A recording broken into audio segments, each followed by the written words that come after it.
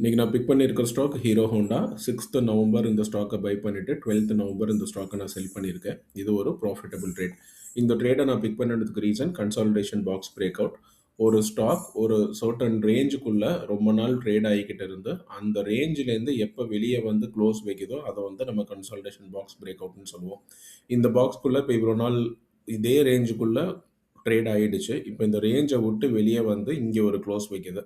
Close வச்சதுக்கப்புறம் ஒரு certain stage வரைக்கும் இவ்வளோ தூரம் மேலே போகுது. எகெயின் இந்த இடத்துலேருந்து ஒரு டேர்னிங் பாயிண்ட் வருது. அதாவது இதை எந்த இடத்துல அது பிரேக் அவுட் ஆச்சோ அதே இடத்துல ஸ்டாக் மறுபடியும் டேர்ன் ஆகும்போது இதை நம்ம ஒரு சப்போர்ட் லெவலாக எடுத்துப்போம். ஸோ இதே மாதிரி இந்த ஸ்டாக் இவ்வளோ தூரம் மேலே போயிட்டு எப்போ கீழே சப்போர்ட் லெவலுக்கு வருதோ நான் அடுத்த நாள் ட்ரேடுக்கு இந்த ஸ்டாக்கை நான் பிக் பண்ணிடுவேன். இந்த இடத்துலேருந்து இப்படி போகுங்கிறது என்னோட அசம்ஷன். நான் அடுத்த நாள் ட்ரேட் பண்ணுறேன்.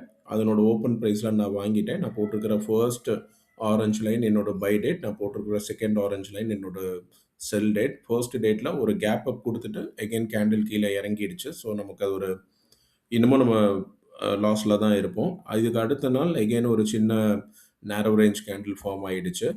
நெக்ஸ்ட் டே ஒரு க்ரீன் கலர் கேண்டில் ஃபார்ம் ஆயிடுச்சு. ஸோ நான் இந்த சப்போர்ட் லைனுக்குள்ளேயே தான் ட்ரேட் ஆகுது. இந்த சப்போர்ட் லைனுக்கு கீழே பிரேக் ஆகலை. எனக்கு ஒரு சின்ன பவுன்ஸ் இங்கேயே கிடச்சிருச்சு. அடுத்த நாள் நான் வெயிட் பண்ணி பார்க்குறேன். அடுத்த நாளும் ஒரு க்ரீன் கலர் கேண்டில் ஒரு நல்ல பவுன்ஸ் கிடச்சிது.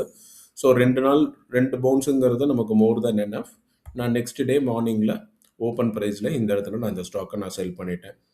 இந்த ஸ்டாக்கை நான் செல் பண்ணினதுக்கப்புறம் இவ்வளோ தூரம் அது மேலே போயிருக்கு. ஸோ நான் எப்போயுமே இந்த கேப்சர் வந்து நான் பண்ண மாட்டேன். ஏன்னா நம்ம ட்ரெண்ட் ஃபாலோயிங் பண்ணலை. ஒரு சின்ன பவுன்ஸ்லேயே நம்ம எக்ஸிட் பண்ணிட்டோம். இந்த ஸ்டாக்கோட ட்ரேட் சம்மரி நான் கீழே டிஸ்கிரிப்ஷனில் கொடுத்துருப்பேன். இந்த பர்டிகுலர் ஸ்டாக்கில் உங்களுக்கு ஏதாவது டவுட் இருந்ததுன்னு சொன்னால் கீழே கமெண்ட் செக்ஷனில் போஸ்ட் பண்ணுங்கள். நான் அட்ரஸ் பண்ணுறேன்.